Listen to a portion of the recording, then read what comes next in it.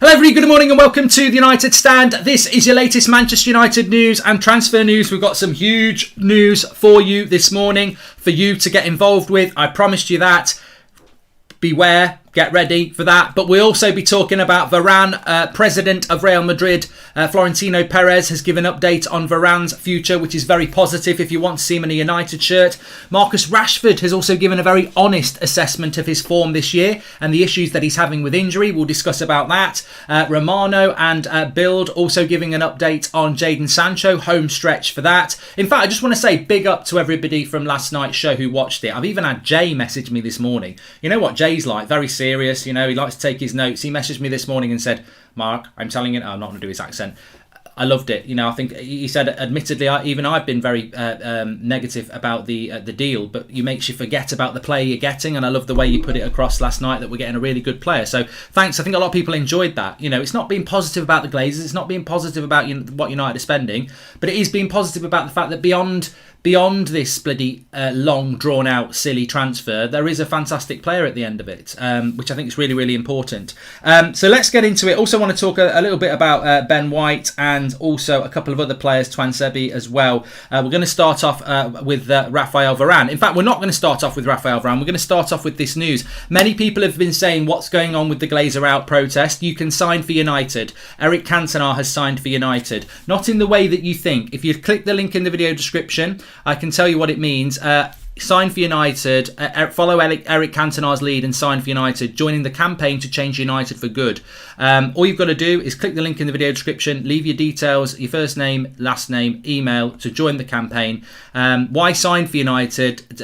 I'm reading from the website here, but effectively, now is the time to register interest by following Eric Cantona's example. As Reds, we all take this opportunity to work together in the interests of Manchester United. Do as Cantona does and sign for United. You can see the partners and patrons of this. You've got Cantona, Brian McClare, the United Stand are involved. United We Stand fanzine. Lots of people getting involved in this. We demand fan share ownership. That's what it's all about. We finally have an opportunity we've been pressing for since the Glazers took control of the club. The backlash to the European Super League and the real threat of regulatory reform have forced the issue and delivered us this chance. The first step is simply to sign up to the campaign and then recruit others to do so. This small act, if taken by enough supporters, will demonstrate the scale of our intent before we move to the next step. So the link is in the video description, and what this effectively is, this is about building a bit like the United Stand army. It's building an army of United fans expressing an interest that when that share ownership thing that the Glazers are offering is put out there, there's thousands upon thousands, hopefully millions of United fans who've registered an interest in getting shares in the club,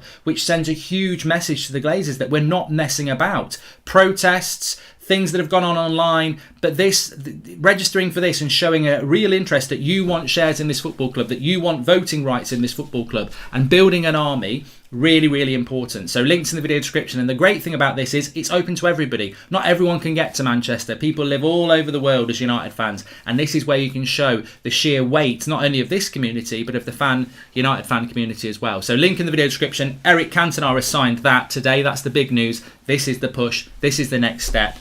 Links in the video description. Make sure that you sign up for it. Hashtag sign for United. Happy birthday to Paul Chernin in Galway, says Alan McLaughlin. Happy birthday to Paul. So let's start off, and I'll talk a little bit more about that later. Mason Greenwood watches United Stand, clip on YouTube. Yep, Jack Birtles, we're aware of that. What's wrong with that? He's a generational talent. Of course he watches the United Stand. Whether he does or not, I don't know. Anyway, let's start off with, this is coming from Florentino Perez about Varane. Now, Fabrizio Romano has said that no official bid has gone in for Varane at the moment, but there is interest from clubs, Manchester United, Chelsea and PSG. What did Florentino Perez say? Well, he's been talking about, what a great owner of Real Madrid is and how he spent money, etc. But he was asked about Varane, and he said, at this moment in time, there is no official bid for Varane. He's at the Euros. We'll see what happens. But if he wants to go, he can say he's got to stay. He can say he wants to go. And I think that I've got to say about Varane, there's numerous areas I get worried about. But when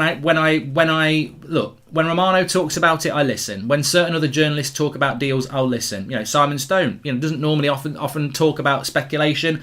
Sort of comes in at the end. If he says that this Sancho deal's close, like I did a couple of days ago, it's close. Not a great journalist if you want to, at the start, because he won't get involved in speculation, but at the end, he definitely will start saying, look, this is what's going to happen. So when Florentino Perez comes out, he is one of probably the number one presidents of all football clubs who likes to get involved in transfer stuff. Dortmund are the same. And him coming out and basically saying that Varane can go if he wants to go, but he's got to say he wants to go, is a very big indicator that Rafael Varane can leave Real Madrid this summer. He's got 1 year left on his contract. It can happen. The interest is there.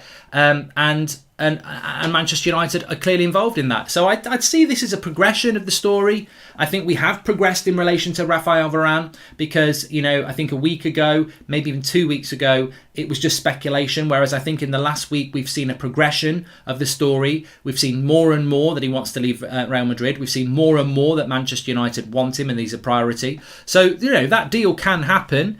And Florentino Perez coming out and saying that, look, if he wants to leave, he's got to say he wants to leave. And if he does that, they will sell him. I'm sure they will because they have to sell him.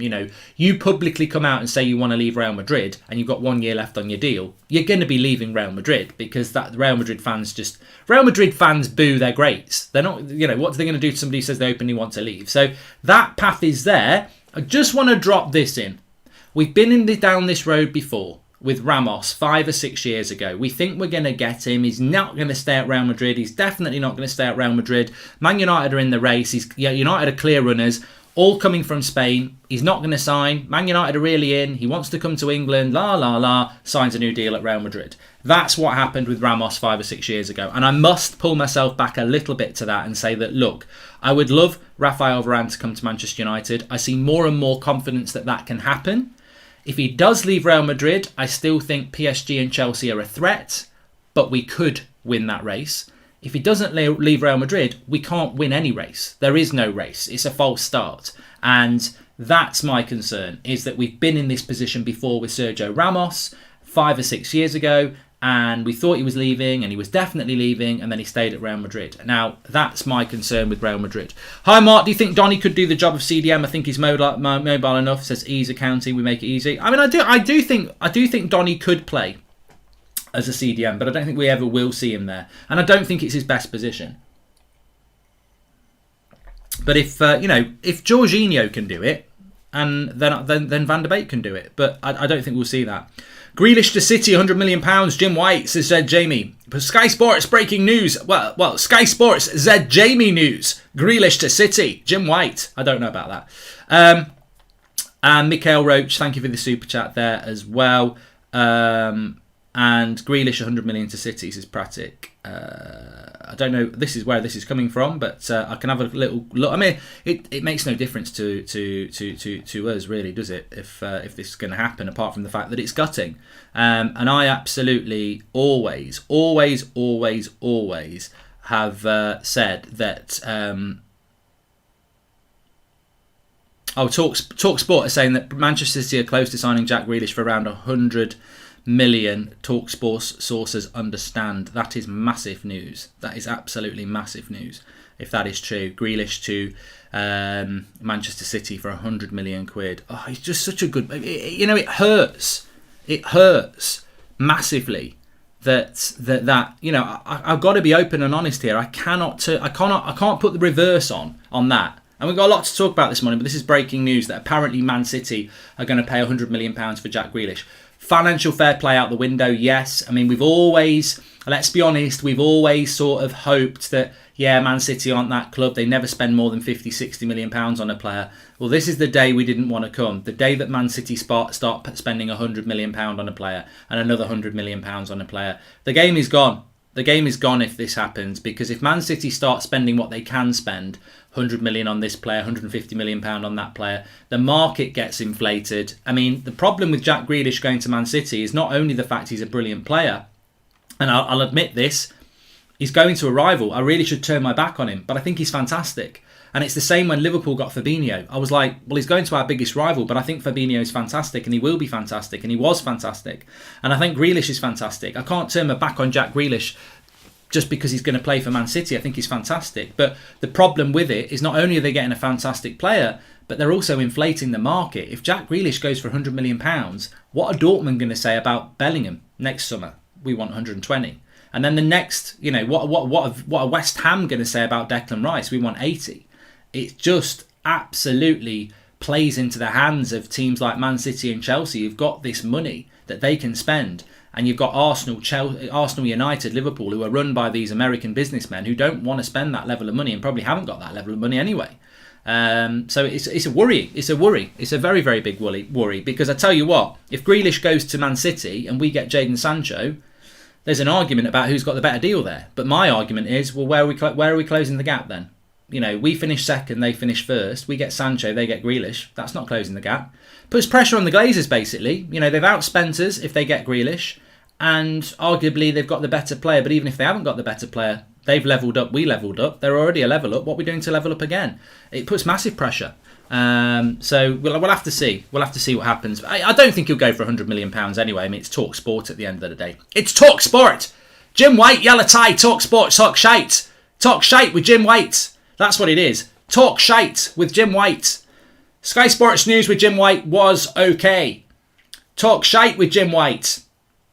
I don't know. We'll see. He won't play. He won't go for £100 million anyway. Talking about the England squad, though, I do want to talk about, and also just very quickly, Jadon Sancho. Builder saying that the Jadon Sancho deal is in the home stretch now.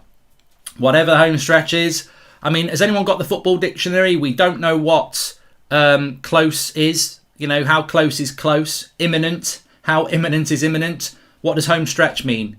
Is home stretch like 100 metres? Or is it like, you know, it's a straight road like one of those Route 66 in America, which is just a straight road. You can see the end, but it's about 4 weeks away.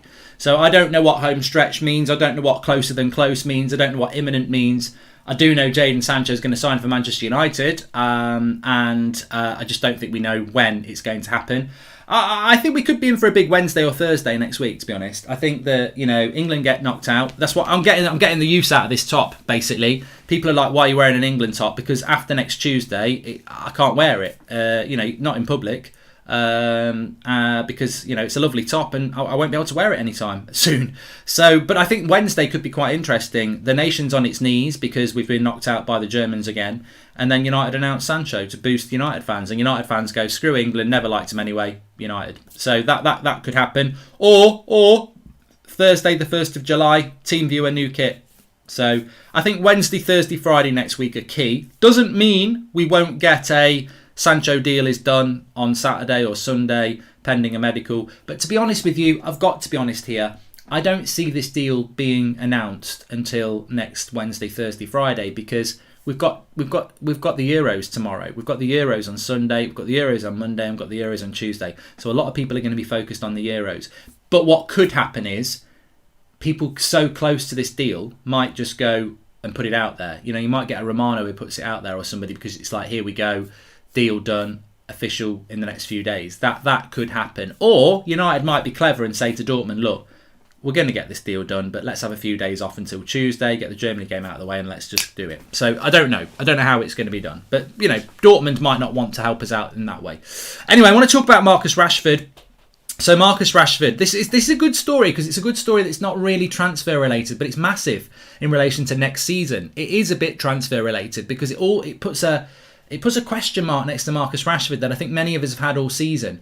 I've seen people giving Rashford so much stick this season. Trashford, you know, he's no good. And then on the other hand, you've got people who say, you know, Rashford's definitely in the same conversation as Mbappe. I think there are so many topics at United that are basically extreme one and the other. And then there's the middle ground. And I definitely sit on the middle ground with Rashford. He's not Trashford, but he's not Mbappe. Do I think he can be Mbappe? Probably not. I think Mbappe is a generational talent. I think Rashford could be world class. I do think that. But to get there, he needs to be fit, and he's still got a development in him. The situation he's in at the moment, I think when you play when you're injured, you just maintain whatever you can do. You're not going to go to the next level injured, is basically what I'm saying. And I think Marcus Rashford's spoken openly on England duty about this. And basically what he said is, this has been from the start of the season. I'm not playing to my best. I'm fully aware that I'm not playing to my best. And I've had it all season. And that's just the way it is. I want to play football. I've had 33 goal contributions this season, so I can't look back on it and basically say it's been a bad season. I just want to play football. And I think that's a very honest and noble and expected stance from a footballer like Marcus Rashford. And I would have the same stance as well, and I'm sure many of you would. You want to play football. You know, there are certain footballers out there We could all name them who, they wake up in the morning, they bang their toe on the floor and they're out for 6 weeks. There are footballers like that with that sort of mentality. Any ache or pain and I can't play. And then you've got other footballers who are basically playing with pain injections, broken toes and everything because they want to play. So I applaud Marcus Rashford for wanting to play football. I used to do it when I was younger. I'd play with injuries and stuff. But this is not Marcus Rashford's fault. This is the club's fault, and this is the people who are managing him's fault, because he's not. What happens to Marcus Rashford in 6 years' time when he's hitting his late 20s and he's played through all these injuries? Is he broken? We've seen it with plenty of players. He doesn't even know if he's going to have the operation. Now, apparently it's a shoulder injury for Rashford, but there is also doubts about his ankles as well. But apparently this is to do with a shoulder injury that he's had all season, and it's holding him back a little bit. I would say it's probably holding him. I mean, look, everybody's got a right. What if Marcus Rashford 100%? Do you think we've seen Rashford at 100% this season? I don't. I don't think we've seen Rashford at 100% before he did his back the Christmas before last. That run between like October and that Christmas before he did that back was the best I've ever seen Rashford. That's 18 months ago. So I don't think we've seen the best of Rashford in 18 months. I think we've seen a 70% Rashford, maybe 75%, which means he's got another 25% in him.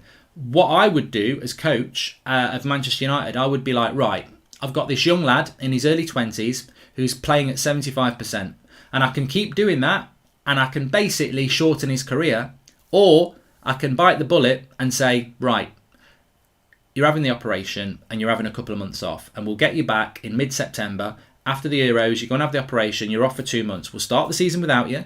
You're a massive player for us, but I can start the season without you because I've got Sancho, Diallo, Martial, Greenwood, Cavani. We can start the season without you, Marcus.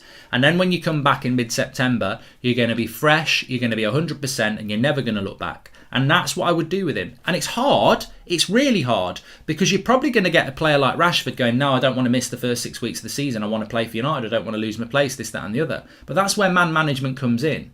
Because if you're a manager who goes, that they're banging the table and saying, I want to play, I'm not having the operation, and you're like, oh, don't worry about it, Rashi, it's fine.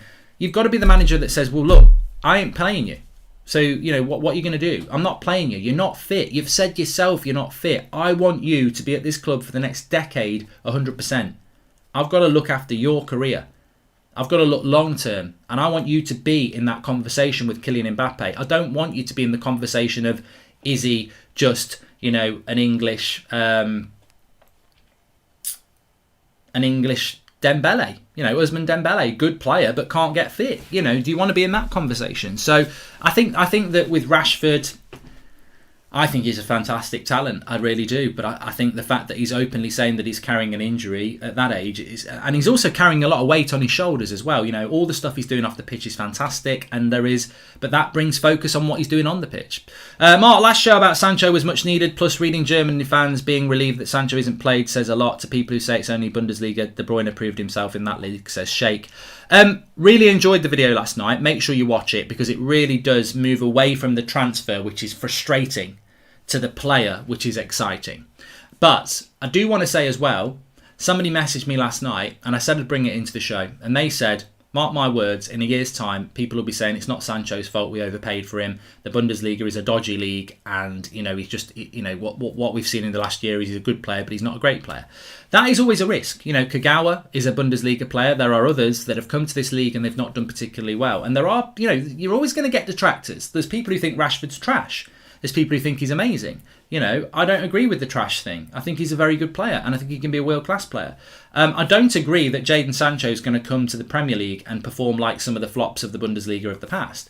But I do agree that the Bundesliga is a bit hit and miss. You can bring a player in and they can be good. You can bring a player in and they can be bad.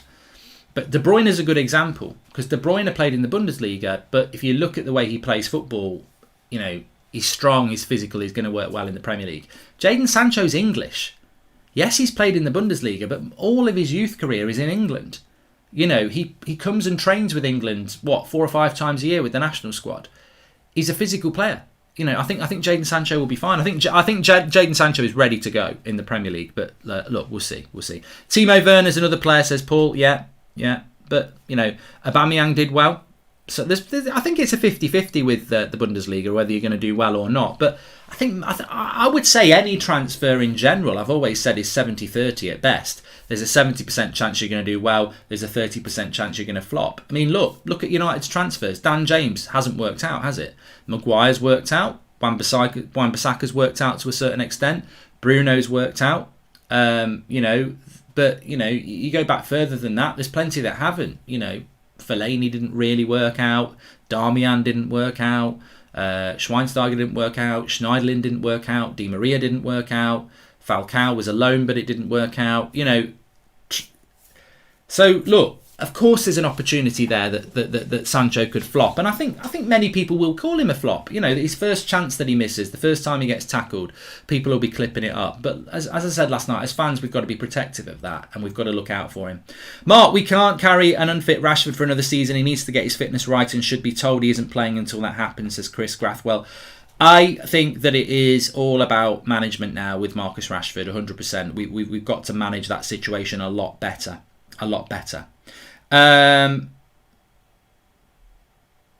Zed Jamie's back again. He says United have negotiated Sancho for over a year and City sweep in and negotiate Grealish with a click of their fingers. That's being aggressive in the market. Yeah, look, as I said, I think the frustration about United's transfer policy is very evident. It is. We are so bad at transfers, and I think teams like Chelsea and Liverpool and Man City, when they want a player, they don't mess about. I mean, imagine if United wanted Jack Grealish. We'd been negotiating till August the 31st.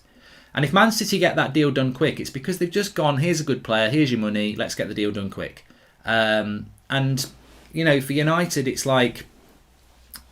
That's why it's so important to click the link in the video's description and sign for United and express your interest in shares. Because if we can get, 100,000, half a million, 1 million people signed up on that, it just shows to the club that there's a lot of fans out there that have had enough and they want change at this football club.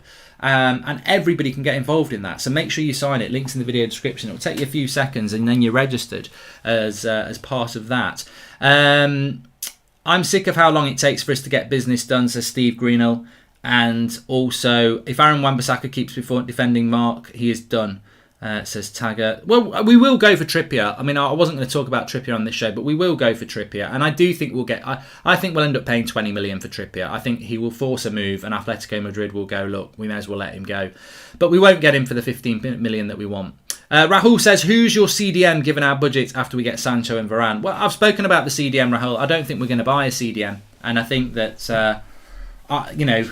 if Man City get Grealish and they get Kane, the title's gone unless United do. And look, many people would say, what are you talking about? The title's gone anyway. But if Man City bring those two in, Chelsea will respond. The thing is, you've got to get your head around this. Man United are not in the title race anymore. We're not. We're a former big club when it comes to titles. I said this at the end of the season. Chelsea knocked Man City out of the FA Cup. They beat them in the league and they beat them in the Champions League. That's the rivalry. We're not in it. We were losing to Villarreal on penalties. We came second, but nobody really cares. We're not in this. This is not United's domain anymore. We are not in the conversation for titles. We are not in for conversation for the battle of rivalry. That we're heading into something that is probably the closest thing we've seen since Man United versus Arsenal at the end of the 90s and the early noughties. It's going to be a proper rivalry. Chelsea and Man City are set to dominate the Premier League for the next few years. And Liverpool and Man City nearly got going, but it just didn't go long enough. But I think that Chelsea and Man City has already begun. And I think this summer, if Man City get Grealish and Kane, watch what Chelsea do. They'll go and get two. Roman Abramovich will probably go and get Haaland in no time. Dortmund has sat there saying Haaland's not for sale, right? United, they've said that Sancho's for sale for the last 15 months and United still haven't got it. So United take 15 months to buy a player that's up for sale and Dortmund could sell Haaland to Chelsea from a position where they don't want to sell him. That shows you the competence of United's board comparable to teams like Man City and Chelsea and Liverpool to a certain extent as well, because Liverpool are very quick on their deals. But the battle ahead is going to be City and Chelsea. And if City do get a Grealish and a Kane, watch what Chelsea do. And if City do get two players like that, and Chelsea do get two players like that, and we're letting Pogba go but bringing Sancho in and rebadging it as, buy the shirt, you're an idiot. You're an absolute idiot. If you buy that, well, no, if you buy the shirt, it's up to you. But if you buy that as progress, you're an idiot. Because we're behind City. To catch City, they'd need to buy nobody, and we'd need Sancho, a centre-back and a CDM, just to be in the race. Just buying Sancho while they improve, that sets us back, not forward. So these, you know, for me, the Chelsea-Man City race is the one to watch, because I just think that that's the rivalry now. And I think Man City are focused on Chelsea, and I think Chelsea are focused on Man City. Nobody's thinking about Ollie and Man United. So, you know, United have got to... I mean, Paul Howard says, what's a good summer for Manchester United? A good summer for United is Sancho, Varane, and a top-quality CDM, and keeping Pogba. And then you've got a squad and a set of players that you can go for. Get Rashford on that... get that injury fixed, get him back in sort of mid-September, and let's go for it. But Cody Jones says, just say it, Mark, Ollie out. It's got nothing to do with Ollie, Cody. You see, this is where for me, you lose yourself. Because I'm talking about Man City's transfer policy. I'm talking about Chelsea's transfer policy. And now I'm talking about United's transfer policy. Now, Ollie's the manager of the team. He's not the owner of the team. He doesn't set the budgets. So how has that got anything to do with Ollie? You can be Ollie out next season when he gets the players he needs and he fails, if that happens. But we're not even kicking the ball here. This got nothing to do with defending crosses or, you know, beating a low block or not making substitutions. This is about... We finished second. However we did that, we finished second. The season hasn't kicked off yet. We're in that gap between. Who's in charge of that gap between? Well, it's the owners. It's the negotiators. It's the budget. And that's the battle here. Man City, Chelsea, Manchester United. You compare what happens this summer. And remember, Chelsea and Man City's squads are already double better than what we are. Their bench has got a lot of players better than our first team. So... we're meant to be closing that gap, and I expect they'll expand it, and that's a worrying thing. Amit says, I agree it will be difficult for players to come from different leagues and perform, but remember Bruno came from Portugal and is one of the best. That's what best players capable of. Sancho is the best. I think Jadon Sancho will be a very good player for Manchester United, but I think we will need a bit of patience because he will be under a lot more pressure than Bruno, and he's younger than Bruno. I can understand United standing their ground and not going above 80 million for Sancho, but on the other hand, they waste 10 to 15 million a year for unused players like Jones, Romero, Mata, etc. Says Ami, that's incompetence FC. Well, I mentioned this a few weeks ago. Last season, we spent over £20 million on wages for players that never even kicked a ball. So, you know, £20 million. Since we won't get a CDM, given the versatility of Trippier, do you think Ollie will him as a CDM next season? He's still a good player. Rotisant. All about opinion. Of course, it's all about opinion. But why do people talk about Lindelof as a CDM or Wan-Bissaka as a CDM or or Trippier as a CDM or Telles as a CDM? Why do you do that? Why do you talk about that like it's okay? Why do you do that? We're not Stoke. We're not Stoke City that's got a limited budget and a limited squad, so you have to put people into positions they don't play. We're Manchester United. Do you think Pep Guardiola is going to put Kyle Walker into CDM when Fernandinho goes? Or do you think he's going to put Mendy there? Or do you think he's going to put John Stones there? Now, they might be okay in that role, but no, he's going to buy a CDM. Do you think when Kante or Jorginho goes, Chelsea are going to put Reece James at CDM? Or they're going to ask Zuma to play there? They're going to go and buy a CDM. Why do United fans talk about putting players that don't play CDM into CDM? The Glazers must sit there rubbing their hands together going, look at these prats. We don't need to spend any money. Put Lindelof in there. The fans are saying it. I would never talk about moving a player from one position to another. I hated it when we did it with Valencia. I hated it when we did it with Ashley Young. And yeah, they did a good job, but it's square pegs in round holes. Why are we turning people, wingers, into fullbacks? Why would you turn a fullback into a CDM? Go and buy a bloody CDM. We've got record revenues, man. We've got record revenues, bro. We've got... This is real thing. What we're talking about. Do you get me? I don't know. Real talk. I don't get it. I don't get it. I don't get why people don't understand the strength that Manchester United have and what Manchester United should be. I keep talking about this all the time.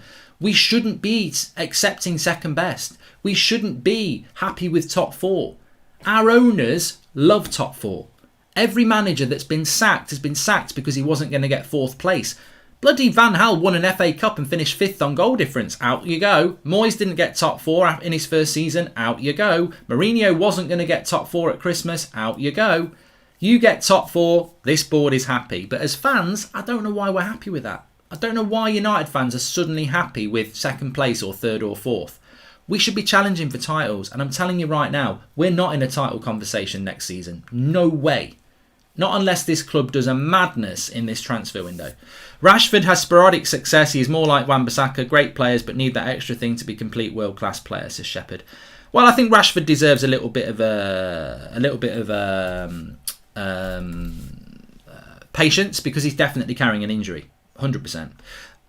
Mark, yesterday you said you'd a big announcement on how everyone can get involved in the Glazer movement. What is it? Can you call my mate Anthony a prat? Says James Bork. James obviously is a prat. James, you're a prat because you've obviously not watched the start of the video or the middle of the video, because I've mentioned this twice now. Link is in the video description. I want to see everybody signing up for this. Sign for United with Eric here. So this is to do with Eric Cantona, who has signed with the Manchester United Supporters Trust Sign for United campaign.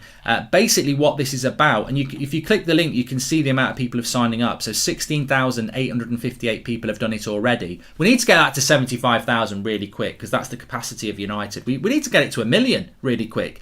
But what this is about is basically we demand fan share ownership. We finally have an opportunity. We've been pressing the club for this. They've said that they're going to give fan share ownership. So this is about people registering for that, showing an interest in they would get shares in United if they became available. Those shares could be as little as £5-10 a share, by the way. So this is about showing and building an army of people that want shares in Manchester United and want fan share ownership. So if you're interested in that and you don't want the Glazers in charge, then this is a way for you to get involved all around the world, not just the UK. Everybody can sign up for this. I know the petition that we took a petition from 30,000 to 100,000. I think we can take that from 16,000 to 100,000 very, very quickly. So links in the video description. Make sure you register, and basically you'll be kept up to date on what's going on. And what's going on is that the Glazers have promised, they've said it in the fan forum, that they're looking at a fan share ownership scheme for the club. Now, we don't know the full details of that. We don't know what the percentage is. We don't know what the voting rights are, etc.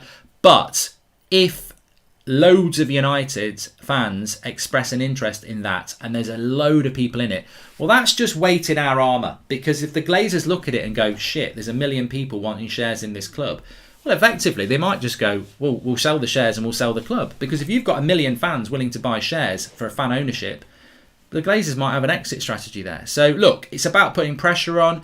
You know, we've seen people turning up at the ground. We've seen the protests. We've seen the stuff online, not a penny more. Fantastic things. Now it's that next step, and this is one of them. This is a register of people who are adamant that the Glazers should not own the club in the way that they do, and people who want their say in their club. So links in the video description. Sign for United. And the big news is not only this has been launched, but also Eric Cantona is backing it as well. And I'm sure more and more people are going to get involved over the coming days and weeks. So make sure you sign up through the link in the video description for that. It's the next phase.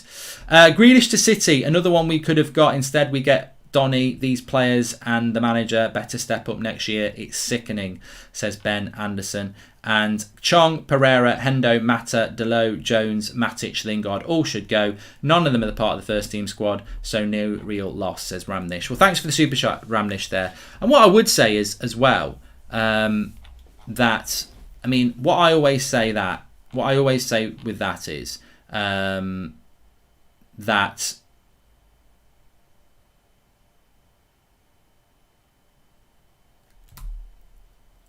what I would say to that is that on that list of players that Ramnish just put up there, I always revert to quality, because in the lack of evidence, you don't know. Like, I think there's always question marks about Solskjaer and his coaching staff. There is, and there should be.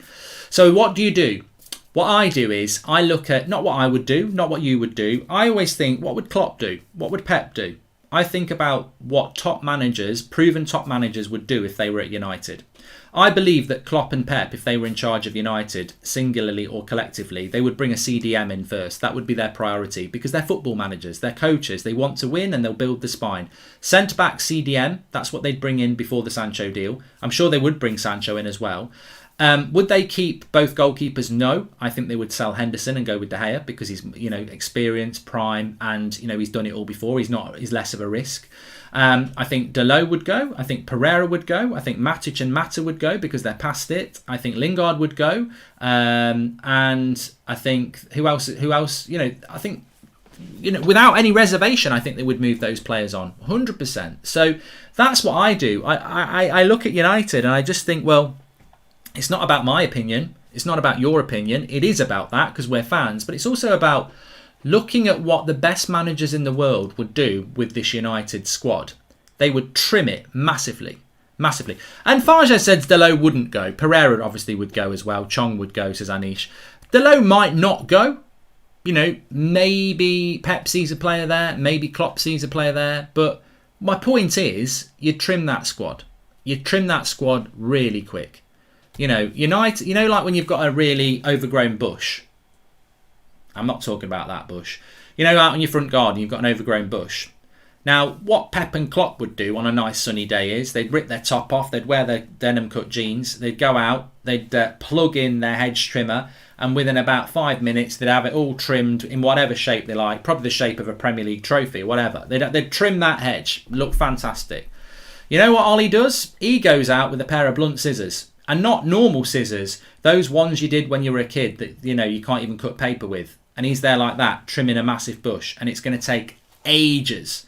It needs an electric hedge trimmer that's going to take it out. Because the quicker you trim the hedge, the quicker it looks better. United have never trimmed that hedge. We've been working on that hedge for 8 years. You can't trim, you trim the hedge, you make it look better, suddenly everything's better. And United are so bad at trimming the hedge. They really are. He needs a Manscaped. We should have been sponsored by Manscaped, yeah. I've missed a trick there. I've really missed a trick. But it's true. We've never trimmed the hedge. We never have. What CDM would you go for, Div? It's a cracking question. I would go with... Vandy Candy says no trims better. Oh, you go on the hairy category, don't you? Which CDM would you go for, says Div? The great thing about a CDM, I'm not shirking the question. I don't sit on the fence. That's not me. I would say that the CDM issue is, I would like Declan Rice. I know I'm in the minority, but I do like Declan Rice. I would like Ndidi. They're very expensive, but there you go. If you want a cheap option, you've got... I like Zakaria. I think I'm in the minority, and I know it's a risk, but I do like Zakaria. I like Basuma as well. What's the lad from France? He's very low key. I was looking at him yesterday. A lot of people had mentioned him. I not really took much notice to him last season. I don't know what his first name is. I think his second name's Kamara. I want to say Glenn Kamara, but that's not him, is it? I can't remember what his first name is. Tushamini is worth a look at. Camavinga's worth a look at as well. Coop Miners is going to go to Atalanta. So we've just spent a couple of minutes there. And Irfan says Rice, Ndidi or Basuma. Yeah, the thing about the CDM is there's plenty out there. There are so many out there. And it's not Chris Kamara. Yeah. Unbelievable, Jeff! No, it's not him. This Renato Sanchez isn't the CDM. So I've not included him in there. But there's plenty. The thing about it is, and there'll be another 6 or 7 that are really good that we've not even mentioned. So when people say, what CDM do you want? It's almost like we're being fooled into there's no one to buy. There is a wash of CDMs out there. Absolutely. And if we can't find one, just ring Leicester up and say, who was on the list with Samari that you didn't want? Because I guarantee their list is great.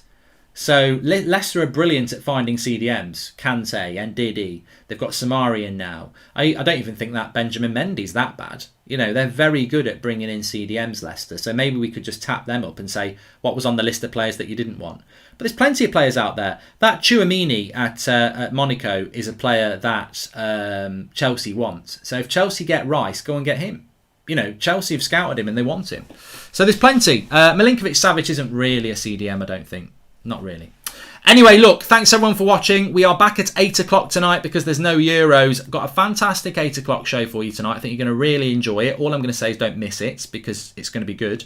And a little bit of a surprise for you. And thanks everyone for watching. Smash a like. Make sure you sign for United like Eric. Links in the video description. Get signing on that. Let's get plenty of people involved in that. What would it take to lure Kante, says Akshay. Loads and loads and loads of money. Loads and loads and loads of money. And even then you'd need loads and loads and loads of more money. Thanks everybody for watching. Make sure you subscribe, smash a like on the video. Of course we'll go live if anything happens during the day. I'm not expecting anything to happen during the day today. I don't think we're going to get to that point until England get knocked out, which is going to be Wednesday next week. We will be back at 8 o'clock. Thanks everyone for watching, and make sure you check out that link in the video description and sign for United. Have a read of it as well, and I'll speak to you all in a bit. Can someone make a clip of that loads of money? I'm sure they will.